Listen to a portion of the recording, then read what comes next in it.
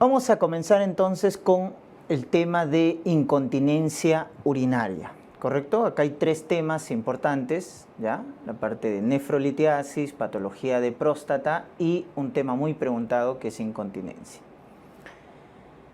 Bien, es importante diferenciar los tipos de incontinencia urinaria. Tenemos la incontinencia urinaria de esfuerzo y la incontinencia de urgencia, ¿ya? Recuerden que la incontinencia es más frecuente en las mujeres, ¿ya? Y cuanto más joven, la incontinencia de esfuerzo se hace más frecuente. Y cuanto más edad, mayor edad en la mujer, la incontinencia de urgencia se hace más frecuente. Vayamos con las diferencias. Lo primero, en la etiopatogenia. ¿Por qué se produce la incontinencia de esfuerzo? Recuerden que es por debilidad del piso pélvico o por aumento de la presión abdominal. Esos son dos factores que producen la incontinencia de esfuerzo. En cambio, la incontinencia de urgencia se produce por una hiperactividad del detrusor, ¿correcto? O sea, el músculo detrusor, el detrusor que es el músculo de la vejiga, está muy hiperactivo, tiene excesivas contracciones involuntarias, ¿ya? Entonces, mientras que en la incontinencia de esfuerzo, miren que el escape de orina ya se produce por debilidad del piso pélvico o aumento de la presión abdominal y el detrusor está relajado, no tiene nada que ver. Lo contrario pasa en la incontinencia de urgencia, donde el detrusor está hiperactivo, está contráctil, ¿no? Y tiene por eso escape de orina la paciente, ¿no? Entonces, en el esfuerzo el detrusor está relajado y en la de urgencia el detrusor está contraído. Miren la diferencia, ¿no? Correcto. Vamos a la clínica. Es muy fácil reconocer la diferencia entre dos tipos de incontinencia. En la de esfuerzo, básicamente vamos a tener un escape de orina al toser, al reír, al subir escaleras, etcétera. O sea, frente a un esfuerzo, la paciente tiene escape de orina, ¿ya? Mientras que en el caso de las maniobras, ¿no? Valsalva, la maniobra de Valsalva, en este caso sale positiva. La maniobra o prueba de Bonnet o prueba de Marshall, también llamado, sale positiva, ¿ya? Entonces miren que en la incontinencia de esfuerzo, la prueba de Valsalva, ¿ya? Que es, le mandamos a pujar a la paciente y escapa la orina. Prueba positiva. O la prueba de Bonnet o prueba de Marshall, que es que al hacer el tacto corregimos el ángulo del esfínter uretral y ya no se escapa la orina. Entonces, prueba de Bonnet o prueba de Marshall positiva. Entonces, eso es diferente a lo que pasa en la incontinencia de urgencia, donde vamos a tener un escape de orina, pero porque la paciente tiene deseos imperiosos, deseos irresistibles de orinar, ¿correcto? Entonces, esa necesidad repentina, imperiosa, irresistible de orinar es lo característico en la incontinencia de urgencia, ¿ya?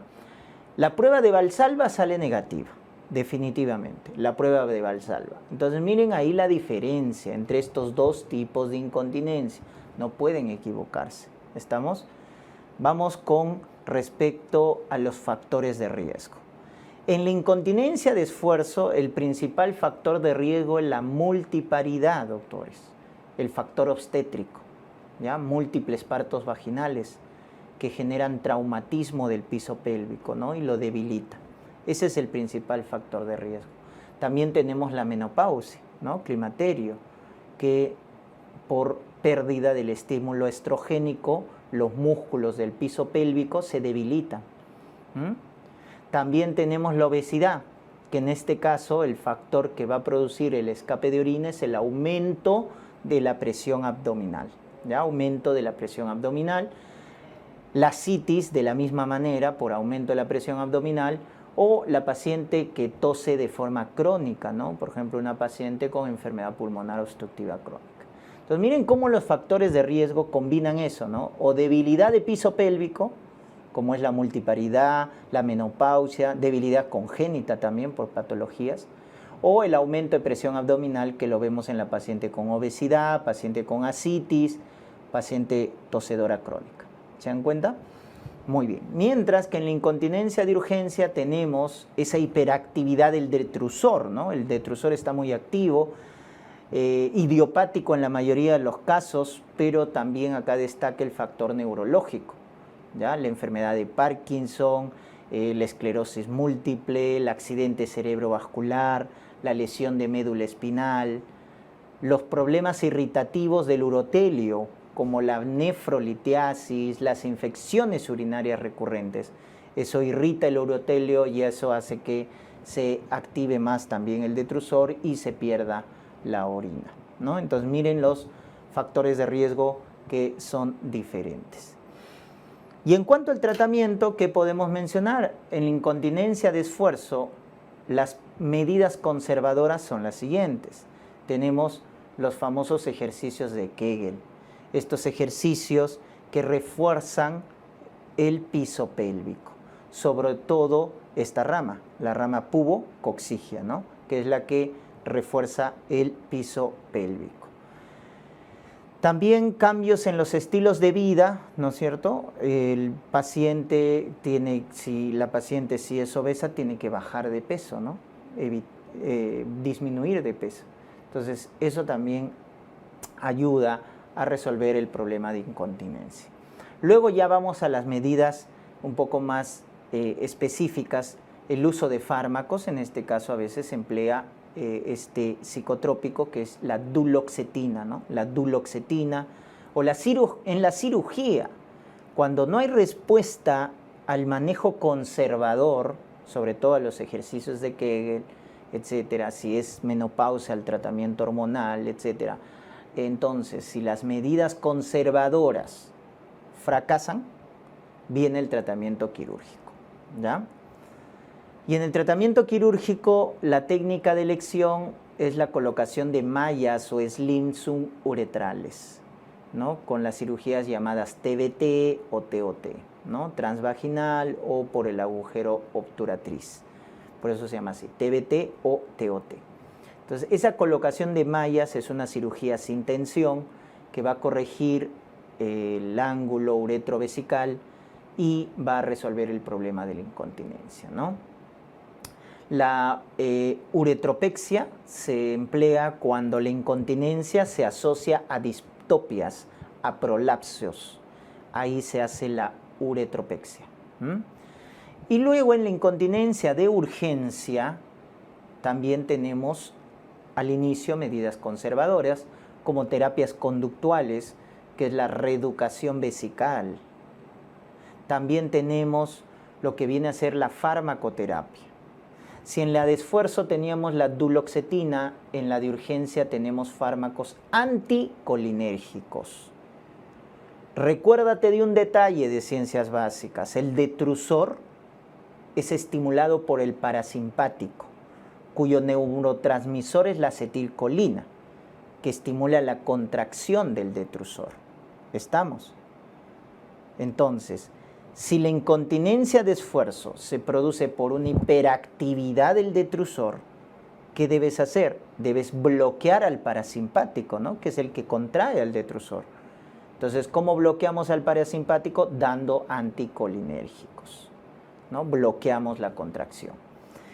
Fármacos como la oxibutinina, la tolterodina, son los fármacos que se emplean para la incontinencia de urgencia. Oxibutinina, tolterodina, son los anticolinérgicos, o sea, los que bloquean los receptores muscarínicos del detrusor y con ello bloquean la contractibilidad.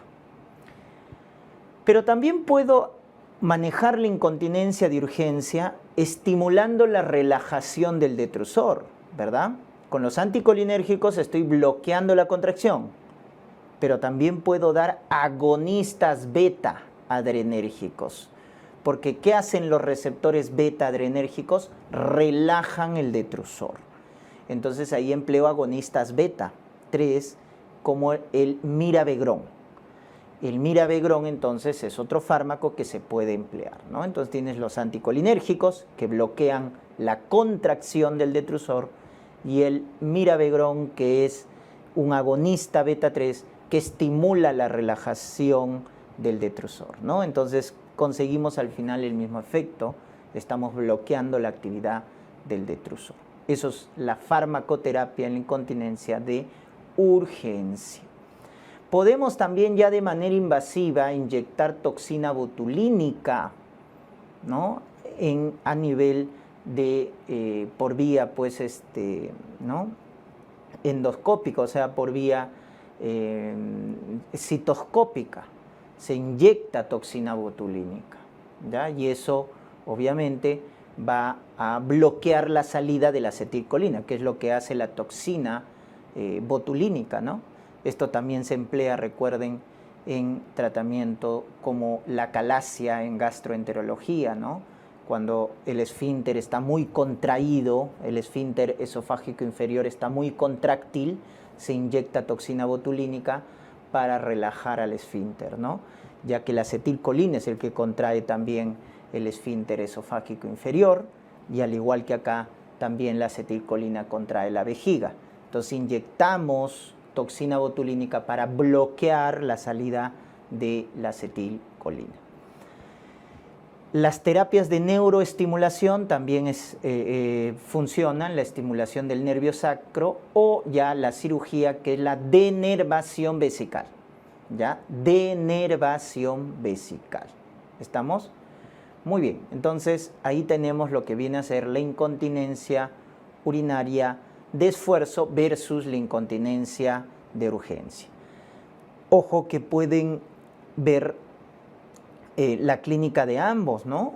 Si una paciente viene con pérdida de orina al toser, al subir las escaleras, pero también pierde o tiene necesidades imperiosas, irresistibles de ir al baño, es un trastorno mixto, ¿no? Es una incontinencia mixta. También puede darse el caso, ¿ya? Recuerden eso. O cuando se presenta la incontinencia por rebosamiento, que es cuando existe una uropatía obstructiva, ¿ya? Muy bien. O la incontinencia continua, que es producida por fístulas, acuérdense, ¿ah? Fístulas, ¿no? En este caso, que van a dar pérdida de orina de manera continua, ¿ya? Muchas veces incluso las fístulas vesicovaginales, ¿no? Hacen perder la orina por la pared vaginal y de forma continua. Eso nos debe orientar a que la paciente ha sido o tiene la presencia de una fístula. Muy bien. Vamos a otro tema importante, que es la nefrolitiasis. Comencemos entonces a describir generalidades. Recuerden que la nefrolitiasis acá sí es más frecuente en varones, ¿ya? En comparación a las mujeres. La incidencia máxima, el pico máximo donde se presenta esta patología es en la edad joven, a partir de los 30 años de edad, ¿no? Recuerden que a partir de los 30 años pues hay más sedentarismo, practicamos menos ejercicios, hay todo un cambio, ¿no? No solo en la actividad, sino también en la morfología. Entonces, por eso el pico de incidencia para la urolitiasis es a partir de los 30 años. Alta tasa de recidiva, hasta un 50% a los 5 años, y eso hay que explicarles a los pacientes, ¿no? Que la tasa de recidiva es alta. Es la causa más frecuente de uropatía obstructiva en gente joven, ¿ya? Recuérdate, causa de uropatía obstructiva en lactantes baja, tienes las valvas uretrales posteriores, alta, la estenosis pieloureteral. En el joven, la causa más frecuente de uropatía obstructiva son los cálculos, y en el abuelito, la hiperplasia benigna de próstata, ¿no? Entonces eso también hay que asociarlo.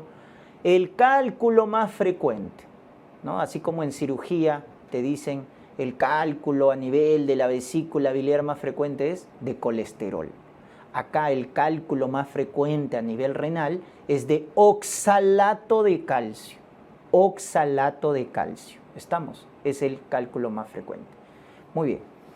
Recuerden que en la etiopatogenia del cálculo participan factores genéticos, ¿ya? Hay una predisposición genética, pero también hay factores adquiridos como los estilos de vida, ¿no? La dieta, por ejemplo, hipersódica, el consumo de carnes, lo que viene a ser también paciente con diabetes, con hipertensión arterial, la obesidad, etcétera, o defectos metabólicos, ¿no? Como el hiperparatiroidismo, por ejemplo, ¿ya? El síndrome de lisis tumoral, etcétera, van a predisponer a la formación de cálculos. Pero en la fisiopatología de los cálculos, doctores, participan 4 factores. Uno, el aumento de la saturación del soluto, ¿no? Un exceso de calcio en la orina, un exceso de ácido úrico en la orina, un exceso de fosfato, amonio, magnesio en la orina, va a hacer que estas sustancias precipiten. Entonces la saturación o nucleación hace que se formen cálculos. El segundo factor es la disminución del volumen urinario. Y eso está relacionado con la ingesta de líquidos, ¿no? Un joven debe ingerir líquidos hasta 2,5 litros al día. Si hace ejercicios, 3 litros al día. Imagínense, ¿no? Es lo normal. Pero eso en la práctica poco se cumple. Entonces, la baja ingesta de líquidos produce disminución del volumen urinario y eso es un factor que condiciona la formación de cálculos, ¿no? Porque concentra más las sustancias. Alteración del pH de la orina, ¿no? Está demostrado que un pH en la orina alcalino forma cálculos de fosfato de calcio y de estrubita, pH alcalino. En cambio, pH ácido forma cálculos de ácido úrico y de cistina. Entonces miren cómo la alteración del pH predispone a formar cálculos. Y el último factor, que es la disminución de los inhibidores de la cristalización. Disminución de aquellos factores que evitan la formación de cálculos. Entonces, ¿cuáles son esas sustancias inhibidoras de la cristalización? De manera orgánica tenemos el citrato o de manera inorgánica el zinc. Entonces, si hay poco zinc, poco citrato en la orina, se predispone a la formación de cálculos, ¿no? Porque justamente estas sustancias lo que hacen es inhibir la cristalización de las sustancias. Entonces, miren esos 4 factores que hacen que se produzcan cálculos. Vamos a los tipos de cálculos, ¿no? Tenemos acá el cálculo más frecuente, que habíamos dicho es de oxalato de calcio, ¿ya? Es el cálculo más frecuente, ¿ya? No depende del pH de la orina. Por eso en ningún momento, cuando te hablé de la alteración del pH, te mencioné de oxalato de calcio. Te dije pH alcalino, fosfato de calcio y estrubita. pH ácido, ácido úrico, cistina. Entonces en ningún momento te mencioné oxalato. Y por eso es el más frecuente, porque se puede formar a pH alcalino, se puede formar a pH ácido. ¿Ya? Miren en su estructura, en el sedimento, tiene una forma octaédrica, ¿no? Octaédrica. La causa más frecuente de formación de cálculos de calcio es la hipercalciuria, o sea, mucho calcio en la orina. Ese es el principal factor, hipercalciuria, ¿no? Que es de manera primaria, porque es idiopática, pero hay también formas secundarias, por hiperparatiroidismo. Ese es el problema endocrino más asociado a la formación de cálculos de calcio. El hiperparatiroidismo, que es una causa de hipercalciuria secundaria, ¿no? La primaria es idiopática, la secundaria es producida por hiperparatiroidismo. Muy bien. Luego tenemos este otro tipo de cálculo, que es el cálculo de fosfato, amonio, magnesio, también llamado cálculo de estrubita, ¿no? ¿Ya? Este cálculo de fosfato, amonio, magnesio, recuerden que son los cálculos más grandes, son los cálculos que ocupan toda la pelvis renal y adoptan, ¿no?, esta forma típica llamada en asta de venado o coraleliformes, ¿no? Son cálculos grandes. Y están asociados a infección urinaria. Están asociados a infección de tracto urinario por bacterias que tienen la enzima ureasa positiva. Entonces recuerden que estos cálculos de estruvita, también llamados coraleliformes, son los más grandes y adoptan la forma de la pelvis renal, por eso se llama coraleliformes, en asta de venado, y están asociados a infección urinaria. Ese es el dato, ¿eh? Cálculo infeccioso, piensa en el cálculo de fosfato amonio magnesio, cálculo de estruvita. Por bacterias ureasa positivas, donde a la cabeza está Proteus mirabilis, Luego está Klebsiella, Pseudomonas, Staphylococcus, etcétera, ¿no? Pero Proteus es el más representativo, ¿ya? Entonces, si ureasa positivo, te tenías que acordar en gastro del Helicobacter pylori porque era el factor de virulencia más frecuente, más importante. En el riñón ureasa positivo te tienes que recordar de Proteus mirabilis. Tienes que recordarte eso. Muy bien. Luego tenemos los cálculos de ácido úrico, ¿no? Los cálculos de ácido úrico, como podemos ver, son cálculos ya que tienen una forma, miren, una forma romboidal o forma de aguja también llamada, a diferencia de los de estruvita, miren, que tienen forma, se le llama forma de tapa de ataúd.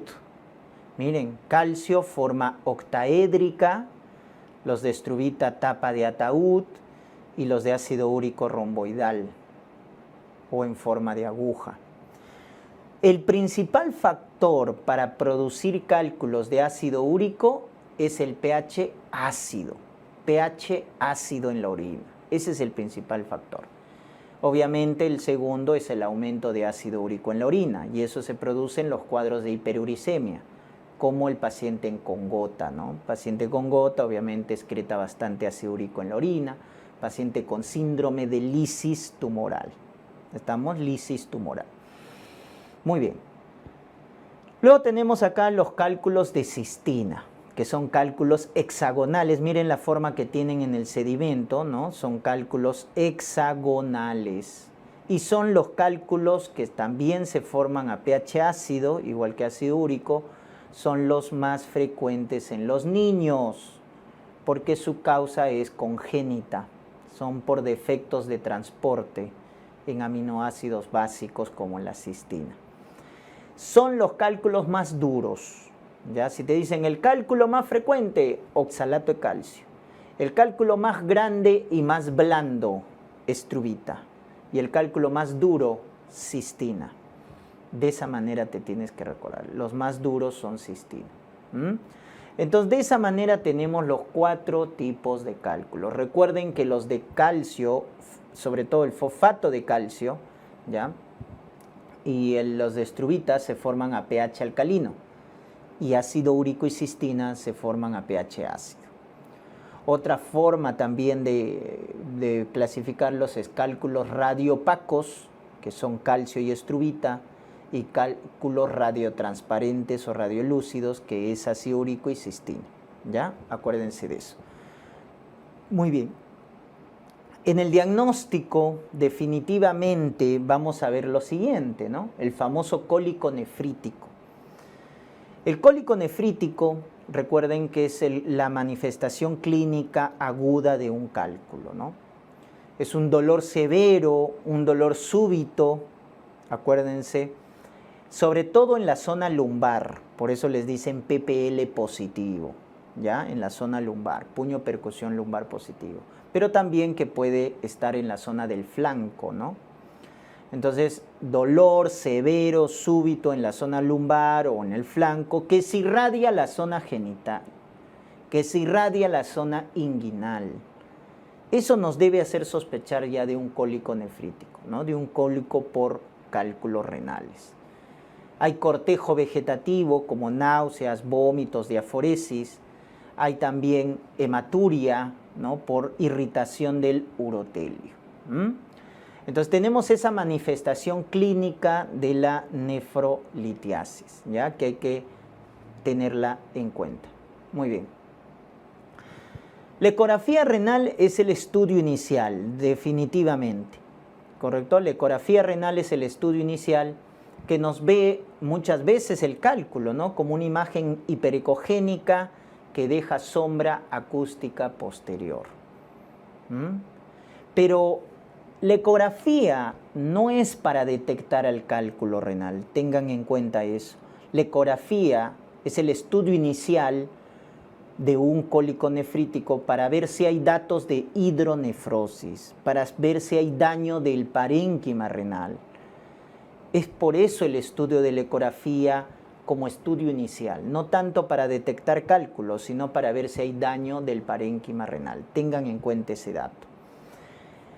Entonces, si les preguntan el estudio de imagen inicial, ecografía, para ver si hay daño del riñón.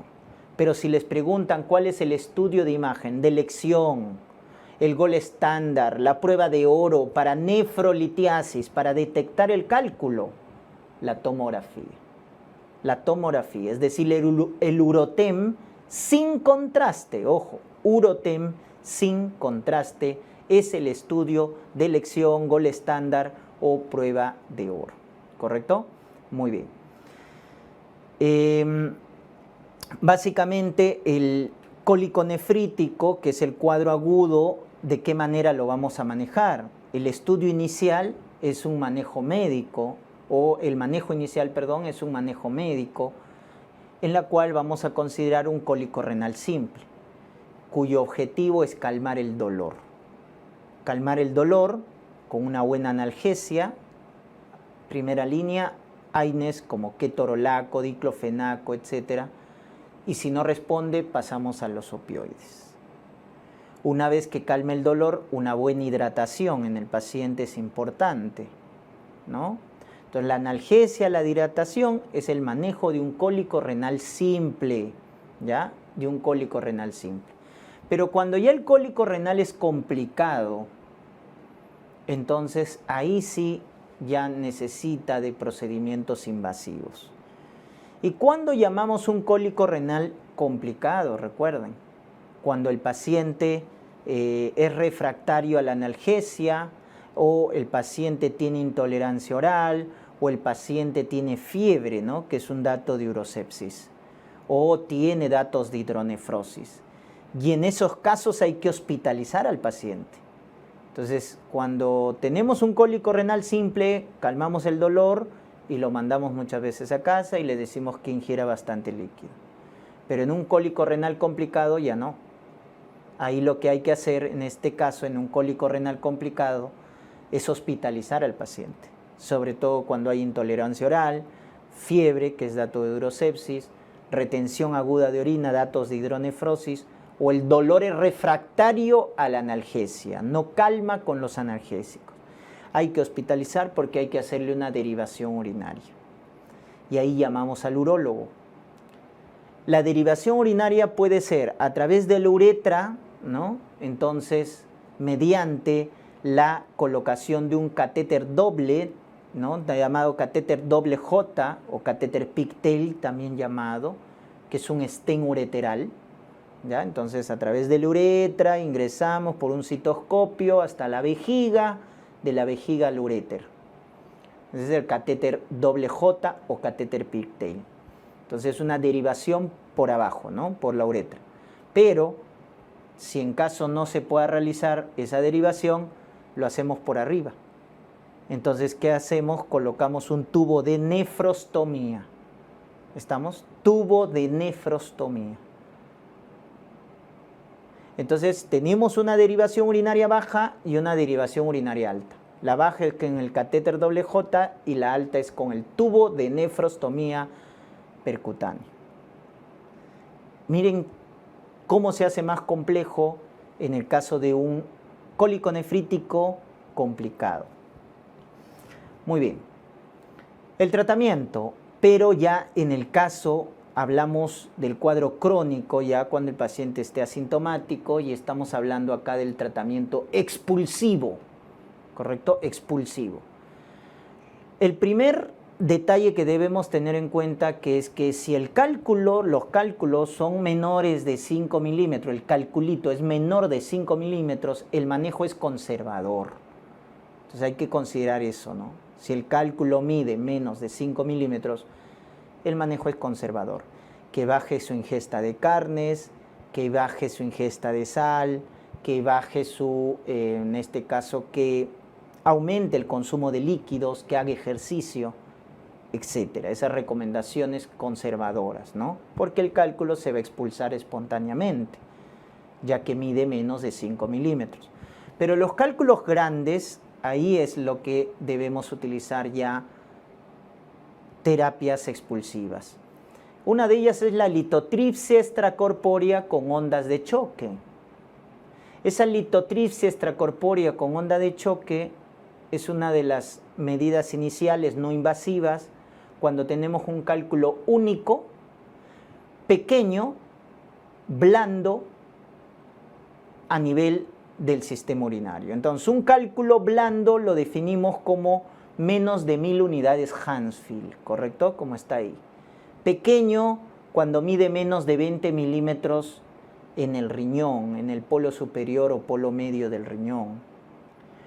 O cuando estamos en el uréter proximal, menos de 10 milímetros. Entonces, cuando el cálculo es único, blando, menos de 1000 unidades Hounsfield, pequeño, ¿no? Menos de 20 milímetros en el riñón o menos de 10 milímetros en el uréter proximal, indicamos la litotripsia extracorpórea con ondas de choque. Por ende, mira, el cálculo más duro, que es de cistina, no le puedes indicar litotripsia, porque estamos diciendo que la litotripsia es para cálculos blandos.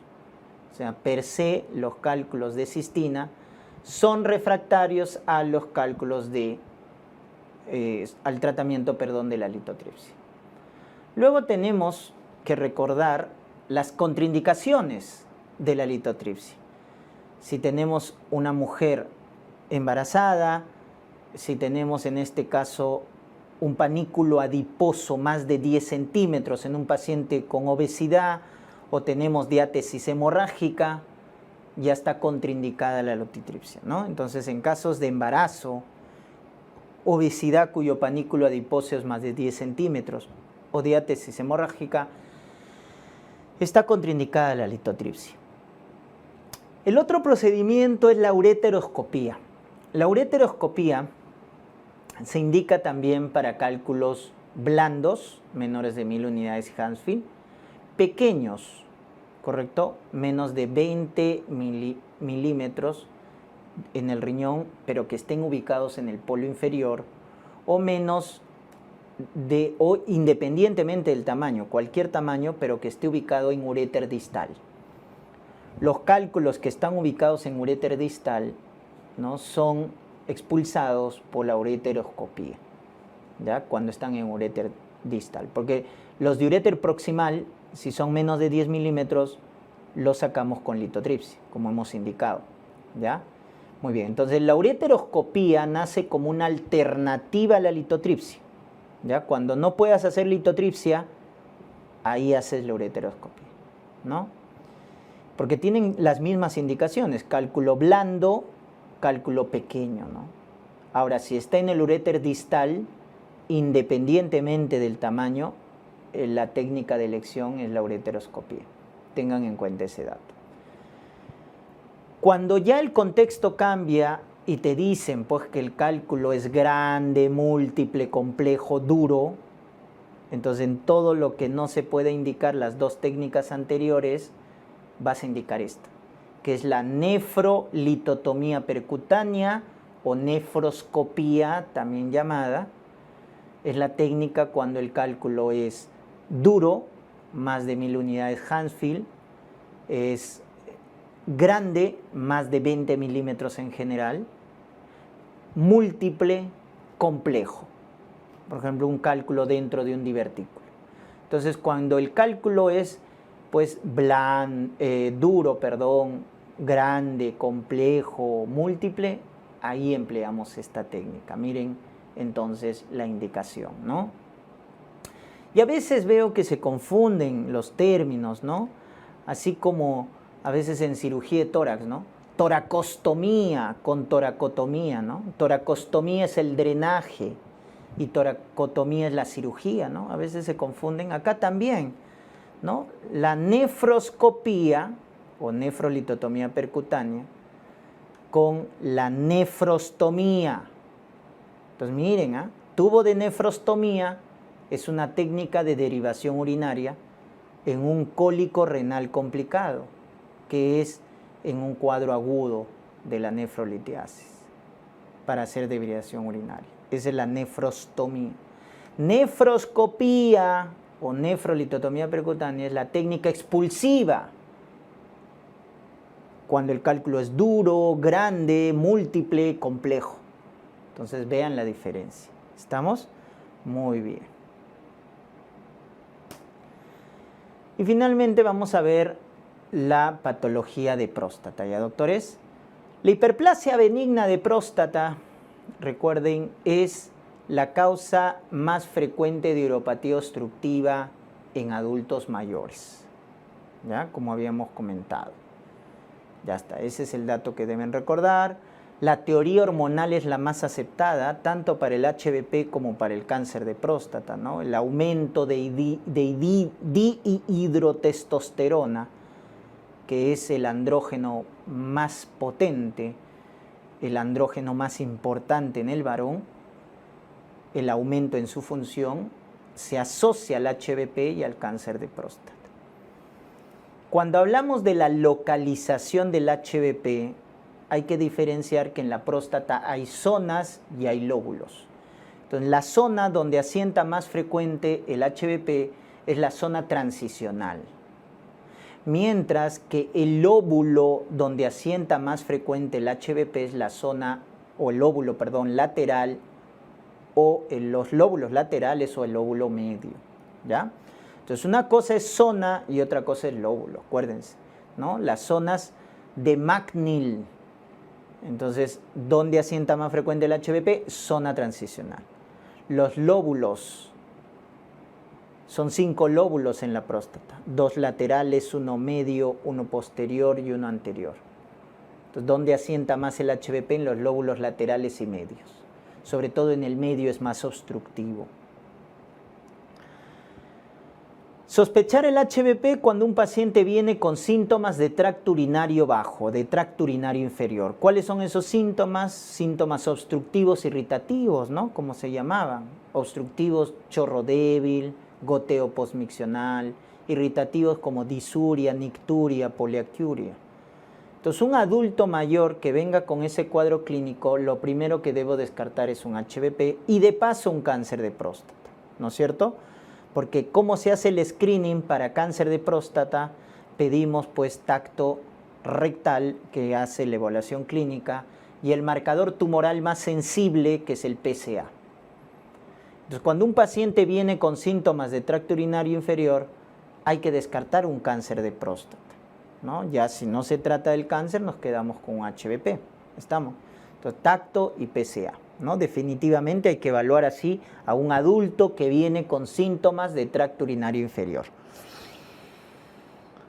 El tacto rectal nos va a decir que la próstata es fibroelástica en el caso de un HBP, ¿no? Como la punta de la nariz, simétrica, o sea, sin nódulos, ¿no? Móvil al tacto y que solo está aumentada de volumen. Entonces, esas características corresponden a un HBP. Ahora, en el PSA, que hace la evaluación bioquímica, está normal, pues, ¿no? Menos de 4 nanogramos por mililitro, el PSA total, o el PSA libre está normal o aumentado, ¿no? Que nos indica también que es un HBP, porque como vamos a ver en cáncer, en el cáncer de próstata, el PSA total aumenta y el PSA libre baja. Eso pasa en el cáncer de próstata. En el HBP, como es benigno, es lo contrario. Un PSA total normal, un PSA libre normal o aumentado. Miren, entonces no se confundan. Una cosa es PSA total y otra cosa es PSA libre, ¿ya? Entonces, tanto en la evaluación clínica del tacto rectal como en el PSA, hemos descartado cáncer de próstata, porque estamos dentro de lo normal. Entonces, hemos evaluado clínicamente y bioquímicamente y se trata de un HBP. La severidad de los síntomas se calculan con una escala llamada de IPS, ¿ya? Que es una escala internacional para medir la severidad de los síntomas de un paciente con HBP. Si sale de 0 a 7 puntos es leve, de 8 a 19 puntos es moderado y de 20 a 35 puntos es grave. Entonces ese cuestionario, porque es una serie de preguntas, nos determina el grado de severidad del HBP. Ahora, la próstata se evalúa con una ecografía transrectal para evaluar el tamaño de la próstata, ¿no?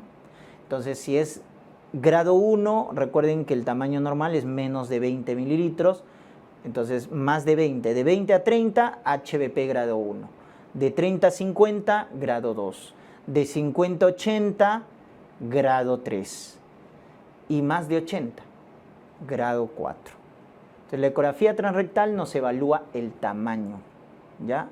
Y eso va a ser importante para ver a la hora del tratamiento quirúrgico, como ya lo vamos a mencionar. La ecografía también nos evalúa cierto grado de obstrucción, ¿no? Midiendo el residuo postmiccional. Entonces, en un HBP, como hay obstrucción de la vía urinaria, el residuo postmiccional está aumentado, está más del 10%, está más de 100 mililitros. Entonces, cuando te pongan un caso clínico, ¿no? Abuelito con síntomas de tracto urinario bajo, le hago tacto rectal y sale normal, le mido PSA y sale normal, y la ecografía nos dice que tiene una próstata grande y el residuo postmiccional está más del 10%, más de 100 mililitros. ¿Cuál es tu diagnóstico? Una hiperplasia benigna de próstata. ¿Se dan cuenta? Muy bien. Ya si te preguntan cuál es el estudio que confirma la obstrucción de la vía urinaria, es la flujometría. La flujometría te confirma la obstrucción, ya que la obstrucción de la vía urinaria no depende del tamaño de la próstata. Acuérdense de esa discordancia. Puedes tener una próstata grande y el paciente está orinando normal. O tener una próstata pequeña, un poquito, ¿no?, aumentada de volumen y con un grado de obstrucción severo. Entonces, ojo, que el tamaño de la próstata no se relaciona con la clínica de obstrucción, ¿ya? No se relaciona con la clínica de obstrucción. Tengan en cuenta ese dato, ¿no? Eso porque el crecimiento de la próstata, más que el tamaño, es hacia dónde crece, ¿no? Si la próstata crece hacia adentro, es donde va a obstruir la vía urinaria. Por eso el crecimiento del lóbulo medio es lo que determina la obstrucción de la vía urinaria. Muy bien, la flujometría, les decía, es la que confirma, en este caso, la obstrucción urinaria, ¿ya? Menos de 10 mililitros por segundo. Menos de 10 mililitros y es patológico y nos habla de obstrucción. Tenemos lo que viene a ser en el manejo para cuadros leves, fitoterapia, evitar el consumo de alcohol y los fármacos anticolinérgicos. Mucho cuidado, ¿no? Porque generan más obstrucción. Entonces, la atropina, el bromuro hipatropio, que son anticolinérgicos, están contraindicados en un paciente con HBP. Tengan en cuenta ese dato. Cuando los síntomas ya son moderados, hay que iniciar la terapia farmacológica. ¿Qué fármacos empleamos en HBP? Los antagonistas de los alfa-1, los bloqueadores de los alfa-1, ¿no? Porque los alfa-1 contraen el esfínter uretral. Entonces, lo que hay que hacer es relajar, pues, ¿no?, para desobstruir la vía urinaria. Entonces, damos bloqueantes alfa-1, antagonistas alfa-1. El más específico, tamsulosina. También empleamos los inhibidores de la 5-alfa reductasa, esta enzima que convierte la testosterona en dihidrotestosterona, finasteride. La diferencia es que tamsulosina tiene efecto a corto plazo, o sea, te alivia los síntomas a corto plazo, ¿no?, los bloqueantes alfa-1. En cambio, finasteride, inhibidor de la 5-alfa reductasa, tiene efecto a largo plazo. incluso reduce el volumen de la próstata, ¿ya? Así como los análogos de la GnRH disminuyen el tamaño de los miomas uterinos, acuérdense, ¿no? Entonces también este tratamiento, miren, con finasteride reduce el volumen de la próstata. ¿Estamos? Muy bien. Y ya la cirugía, cuando los síntomas son severos, definitivamente. Cuando hay hematuria o ITU recurrente, infección urinaria recurrente, cuando hay retención aguda de orina o signos de hidronefrosis, o ese paciente que a cada rato viene a la emergencia para colocarle su sonda Foley, pues, ¿no? Retención aguda de orina. O cuando hay divertículos o cálculos en la vejiga de forma primaria. Todo eso nos indica que ya es severo el HBP y por lo tanto es indicación de cirugía. Entonces eso les pueden preguntar, ¿eh? ¿Cuándo se opera un HBP? ITU, hematuria macroscópica recurrente. Retención aguda de orina, ese abuelito que a cada rato viene a la emergencia que le coloquen su sonda Foley, o datos de hidronefrosis. Divertículo o litiasis vesical primaria. Hay que operar. El RTU de próstata, que es una cirugía sin corte, porque se hace una resección transuretral de la próstata por citoscopía, se indica para próstatas pequeñas. Grado 1, grado 2, grado 3. O sea, próstatas que tienen menos de 80 centímetros cúbicos de volumen.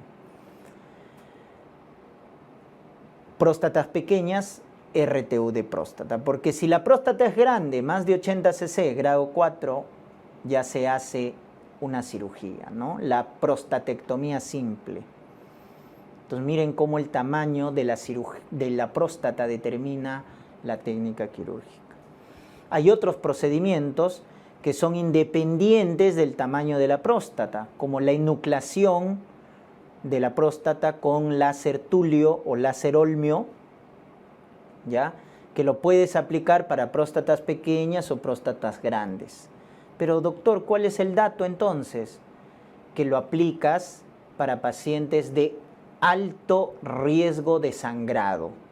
Cuando tengas un abuelito que está tomando anticoagulantes y tiene alto riesgo de sangrado, esta técnica es la de elección. Enucleación con láser tulio o láser olmio. Por ahí que les pregunte, ¿ya? Muy bien. Y finalmente, la parte maligna, ¿no? El cáncer de próstata, que es el cáncer urológico más frecuente en varones adultos mayores, ¿no? La teoría hormonal también es la más aceptada, o sea, la función aumentada de la dihidrotestosterona, igual que en el HBP, pero la localización es diferente. Si me preguntan en qué zona asienta más frecuente el cáncer de próstata, la zona periférica. ¿En qué lóbulo? Lóbulo posterior. Entonces eso tienen que tenerlo claro. ¿Estamos? Zona periférica, lóbulo posterior. Es muy diferente zona y lóbulo, no te confundas, ¿no? Así como en el HBP, zona transicional y lóbulos laterales y medio. Acá, zona periférica y lóbulo posterior. Tengan mucho cuidado.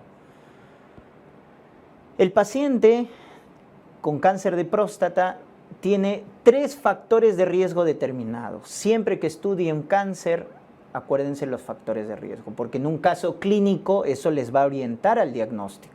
Los factores de riesgo. Entonces recuerden acá, la edad es el factor de riesgo más importante. A partir de los 50 años aumenta el riesgo de cáncer de próstata. Primer factor, la edad.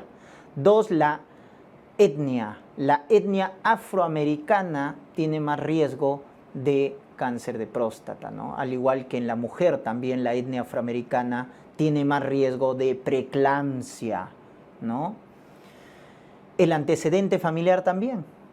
El antecedente familiar, miren, es el tercer factor de riesgo establecido para cáncer de próstata, ¿no? El antecedente familiar de primer grado.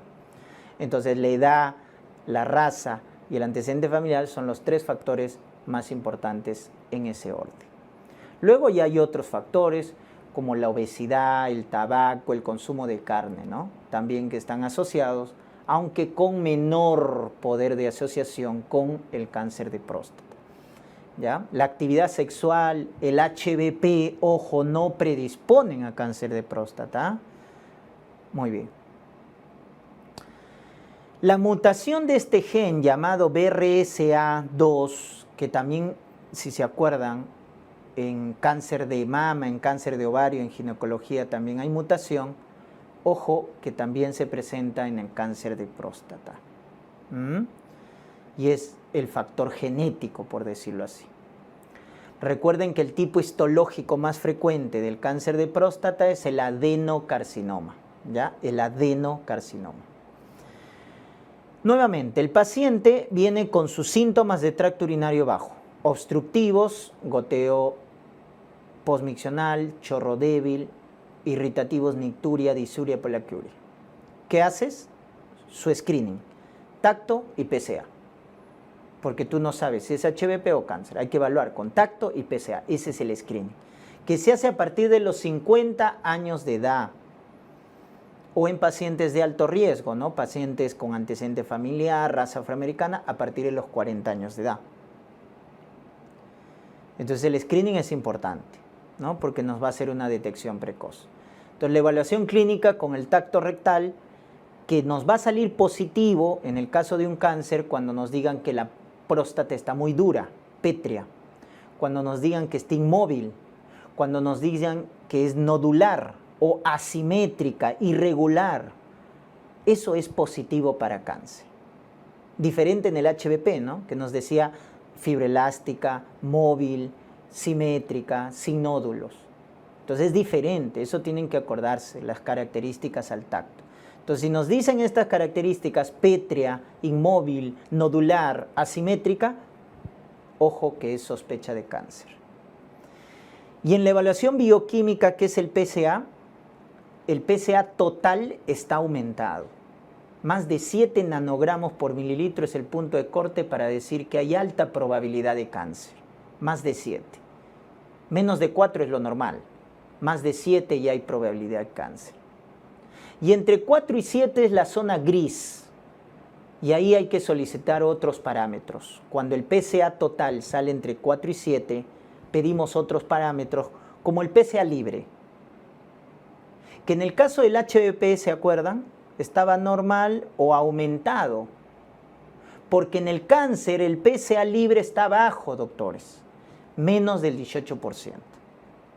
Entonces un PSA total aumentado, más de 7, o un PSA libre bajo, menos de 18, es sospecha de cáncer. Acuérdense esos datos, porque en un caso clínico te van a orientar. O también midiendo la densidad del PSA, más de 0.15, o la velocidad de crecimiento del PSA, más de 0.75 al año, nos indica que es sospecha de cáncer.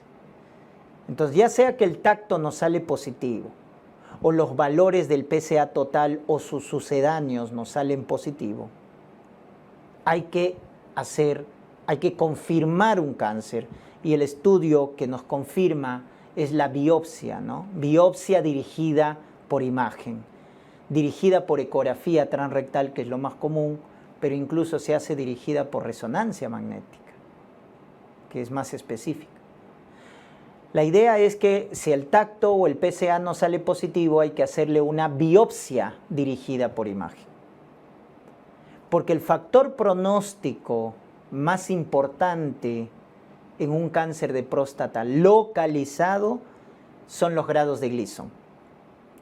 Los grados de Gleason es el factor pronóstico más importante en un cáncer de próstata localizado.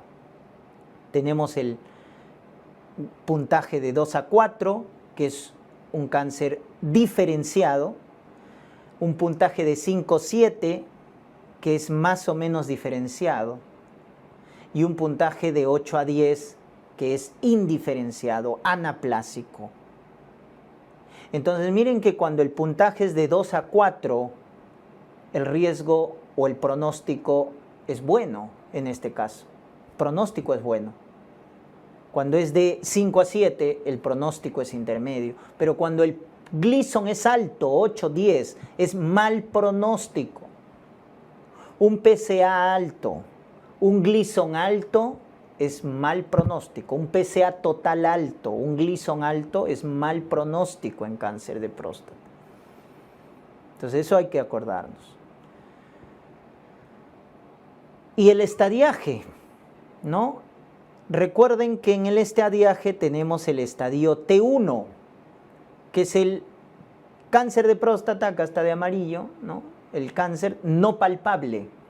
Entonces el T1 es no palpable. El T2 ya es palpable.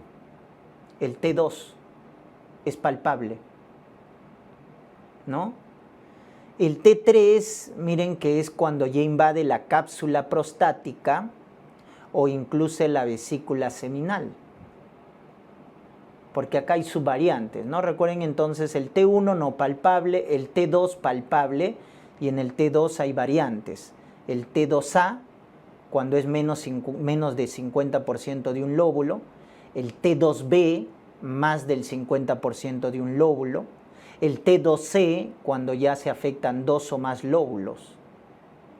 Y en el T3 también, el T3A, cuando invade cápsula prostática, el T3B, cuando invade vesícula seminal.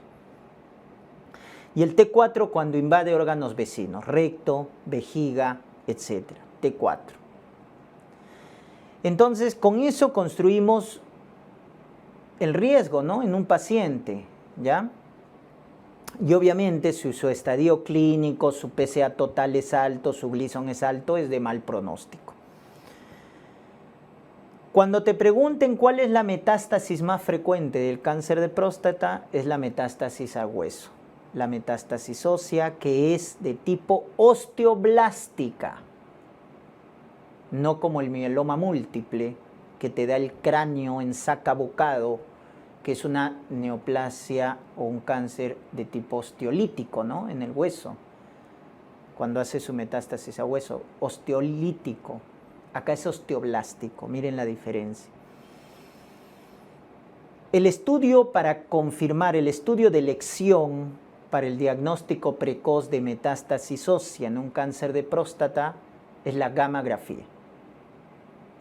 Y hay que solicitarla cuando el PSA sale más de 10, cuando el paciente tiene un Gleason de 8 a 10, cuando está elevada la fosfatasa alcalina o cuando tiene clínica como dolor óseo. Entonces, cuando tenemos esos factores, hay que pedir gammagrafía, porque la sospecha de metástasis a hueso es alta. Definitivamente, el manejo va a depender del estadiaje. Si tenemos un cáncer de próstata localizado y nos dicen de buen pronóstico, ¿no? ¿Por qué buen pronóstico? Bueno, porque el PSA está menos de 10, el PSA total, el Gleason es menos de 8, es un cáncer localizado, y nos dice que la esperanza de vida del paciente es menos de 10 años, ¿no es cierto? Es un abuelito, pues, que tiene 80 años, ¿no? Y tiene comorbilidades, y bueno, su esperanza de vida es menos de 10. ¿Cuál es la conducta? Miren, por más irónico que suene, localizado, de buen pronóstico, la esperanza de vida menos de 10 años, la conducta es observación. Doctor, ¿cómo voy a observar un cáncer de próstata? Sí, porque ese abuelito, al tener una esperanza de vida menos de 10 años, no se va a morir por el cáncer de próstata, se va a morir por alguna otra comorbilidad. ¿Ya? ¿Estamos? El cáncer de próstata es muy frecuente, pero tiene una progresión muy lenta, una baja mortalidad, porque su evolución es progresiva, hasta 10 años. Entonces, si el cáncer por eso de próstata es localizado, de buen pronóstico, y el abuelito, su esperanza de vida es menos de 10 años, tranquilo. ¿Para qué someterlo a cirugía? ¿Para qué someterlo a radioterapia? Ya no vale la pena. Por eso deben acordarse de ese detalle. Les pueden preguntar en un caso clínico. ¿Ya? Paciente, abuelito de 70 años cuya esperanza de vida es menos de 10 años y tiene un cáncer de próstata localizado con factores de buen pronóstico. La conducta es observar. Pero por el contrario, Si tengo un cáncer de próstata localizado, pero hay datos de mal pronóstico, un PSA alto, un Gleason de 8 a 10, un estadio clínico avanzado, etc. Entonces, si hay datos de mal pronóstico y la esperanza de vida es más de 10 años, o sea, ese abuelito tiene proyectado vivir más de 10 años, ojo, ahí sí hay que ser más invasivos. Hay que tener una actitud más activa. Prostatectomía radical, que es el tratamiento quirúrgico, o radioterapia. Si no se puede operar porque es de alto riesgo quirúrgico el abuelito, radioterapia es la alternativa. Entonces miren cómo la conducta es diferente, ¿no? Dependiendo del pronóstico y dependiendo de la esperanza de vida. Si ese abuelito va a vivir más de 10 años, entonces sí vale la pena tratar al cáncer de próstata, ya sea con cirugía, prostatectomía radical o la radioterapia. Ahora, si es un cáncer avanzado, definitivamente ya la conducta, el esquema es diferente. Acá lo que vamos a hacer es bloqueo androgénico total. Bloqueo androgénico total. Ya sea de manera quirúrgica, ¿no? Hay que bloquear a los andrógenos haciendo una castración quirúrgica, una orquiectomía simple bilateral. Le sacamos los testículos. Le sacamos los testículos. Ese es el bloqueo androgénico total, mediante cirugía. Pero muchos varones no desean ese procedimiento, ¿no? Imagínense sacarse los testículos. Entonces, como alternativa a la castración quirúrgica, tenemos la castración farmacológica, que es a base de hormonas. Entonces acá acuérdate, mira tu esquema, ¿no? Cuando empleas hormonoterapia o cuando indicas orquiectomía simple bilateral, cuando el cáncer de próstata es avanzado. No te vayas a equivocar. Entonces es diferente tu esquema, cuando el cáncer es localizado y cuando es avanzado. En esa hormonoterapia utilizas análogos de GnRH, ¿no? Para hacer bloqueo central, ¿sí? Hipotálamo hipófisis. Análogos de GnRH, como leuprolide. Ellos hacen bloqueo central. Pero también hay que hacer bloqueo periférico, es decir, bloquear a los andrógenos, antiandrógenos, flutamida, ciproterona. Entonces, por eso se añaden dos fármacos, dos hormonas, análogos de GnRH que hacen bloqueo central y antiandrógenos que hacen bloqueo periférico. Esa es la hormonoterapia. Castración quirúrgica, castración farmacológica cuando el cáncer es avanzado. Si es resistente a la castración, si es resistente a la hormonoterapia, ¿qué fármaco empleamos? Docetaxel. Este agente terapéutico se indica cuando el cáncer de próstata avanzado es resistente a la castración, sea quirúrgica o farmacológica. Entonces, en cáncer de próstata hormonoresistentes se emplea docetaxel.